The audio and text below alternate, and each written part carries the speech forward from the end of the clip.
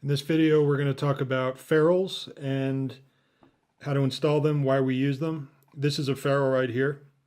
We'll see more about this later. This is the tool that we're going to use to install the ferrules on the ends of stripped wires. So first, the problem that we're trying to solve. So we're using stranded wires throughout this project.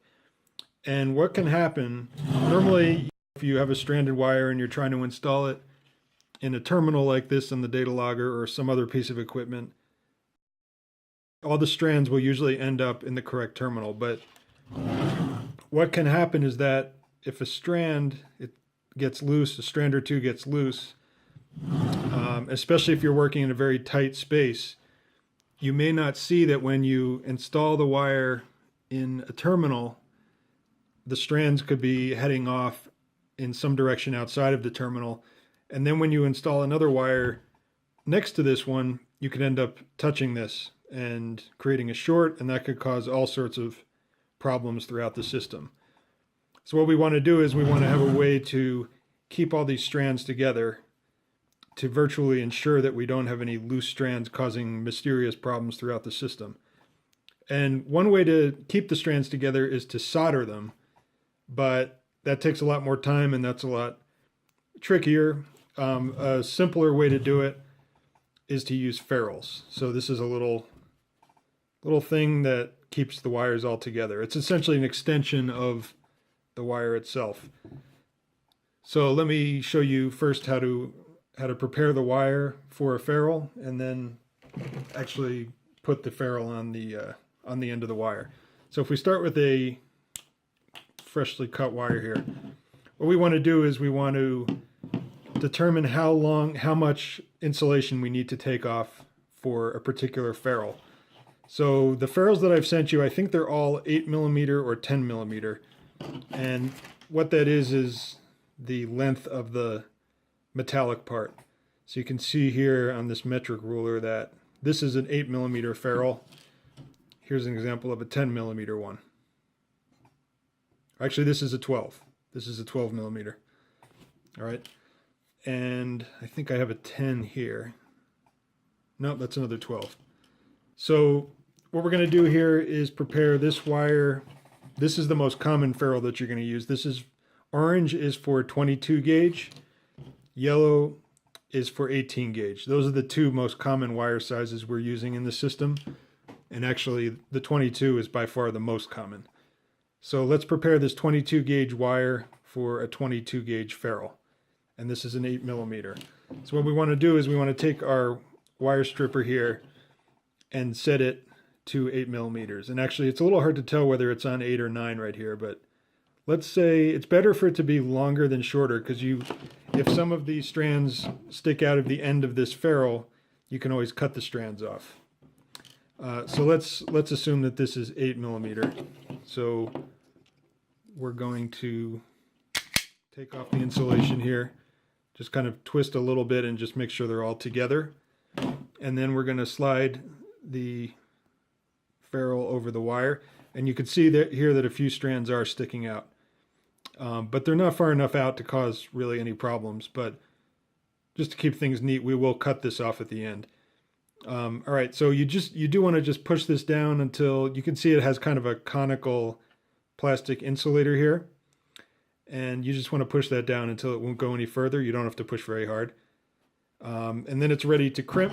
So here, this is very simple. We just take this crimper here and kind of close it a little bit to keep the this orange plastic piece from sliding through, because we're only trying to crimp the metal part. So close it a little and stick that in there, and you can see how that's it's positioned correctly. So we only have the metal part of the ferrule in the teeth of the crimper, and then we just crimp down. All right, and that's what it looks like when it's crimped. You can see there's little notches on here. That's actually where the metal of the ferrule is putting pressure on the strands of the cable and keeping things. And you want to, first time you do this, and every once in a while you want to test to make sure your crimper is at the right setting. you just kind of want to pull hard on this, and this should not move. I'm pulling pretty hard on this right now, and it's not moving. If you do want to adjust the crimper tension or how tight it clamps down, you loosen this screw and you move this dial. Okay, I've never had to do this on this crimper, so hopefully you won't either. But you can see there's a little plus and a minus sign. And I assume that means the plus sign is to make it tighter and the minus sign is to loosen it. All right, but hopefully it's preset. The one that I sent you is probably preset exactly where it needs to be. But you just want to test it by pulling hard, because that would be bad if we had a lot of ferrules that were popping off because they weren't crimped down hard enough. All right, so now that we have that, the ferrule in place, in this case I just want to cut off those few extra strands.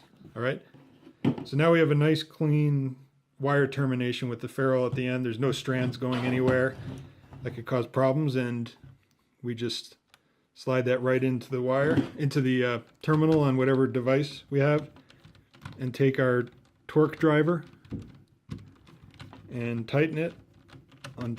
And by the way, this torque driver is set at 4 inch-pounds, and you could just leave it set at 4 inch-pounds and just tighten it until, oh, it actually slipped a little there. Okay, so that click means that we're tightened. All right, so this is a nice firm connection. In this case, the data logger, it's not going anywhere. It's a good solid electrical connection. And that's the purpose of the ferrules and why we use them and how to install them. To conclude our discussion about ferrules, I just want to review the different types and sizes of ferrules that I've sent to you.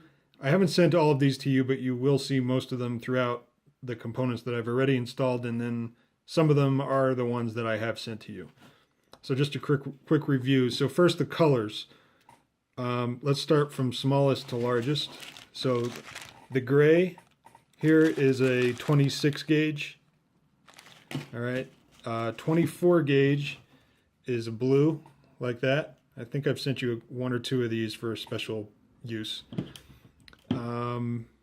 22 gauge is orange. 20 gauge is white. I don't think we have any of these in the system. Yellow is 18 gauge. And the blue is 14 gauge. All right. So that's what the colors mean. Now the ones that don't have any color, these are called, and let me show you the bag. These are non-insulated ferrules, meaning that they simply don't have insulation on them. And insulation is the orange plastic. And we're going to be using these in the connectors, in some of the connectors. You'll see that in other videos. But these are non-insulated. So here you can't tell by color. So, but everything, all the ones I've sent you are 22 gauge. You can see right here. All right. So the only ones I have in this box that are non-insulated are 22 gauge. Now, earlier in the video, I talked about what the different lengths. So this is a 12 millimeter, and then we have 8s, and there may be a 10 here or there, but now a special type here, all these ones that have the circular insulator on the end, these are all for a single wire, but there is this one rare case here, which is sort of a rectangular profile on the end. This is for 2 wires. All right, so let me show you how to install this one. All right, so we've got 2 gray 22 gauge wires, and this is a ferrule for 2 22 gauge wires. And so we just want to prep these. So this particular ferrule is an 8 millimeter length. So we have our stripper set. I'm gonna make it a little smaller. I think that's about 8. And we want to strip each of these wires. And then as we prepare them, we want to make sure that they are, that the insulation ends at the same point here. Make sure these are lined up with each other. And the fact that this has a pretty large opening means that we don't have to worry too much about, we don't have to twist these together or anything. Just make sure they're close enough so that they actually fit inside the orange insulator. Slide that over. Make sure you're holding the two gray wires in this case. Make sure you're holding them tight so they don't move relative to each other. And you can see the wires are pretty close to the end, which is good. It probably would be better if they were flush to the very end, but for the sake of this demonstration, this is good enough. And then once it's ready, we take the crimper and actually this is called a square profile crimper. You can see that it actually crimps down in a square pattern, which means that when you install when you connect this wire, or this pair of wires in this case, to a terminal on the data logger, it actually is better if if the flat faces of the square profile are aligned such that when you screw this down, this doesn't turn to the side like that. Because if it turns to the side and we have another one that we have to install next to it, they may put pressure on each other. Okay, and it may be physically, there may just not be enough room to fit two of these double wire ferrules next to each other. So we want to get the crimp so that when we clamp down, it actually stays vertical like that, the orange insulator.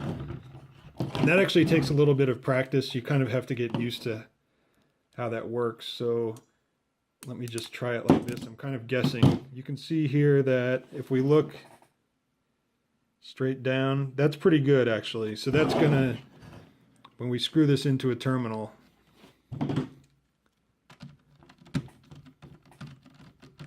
that's actually going to be good enough, I think.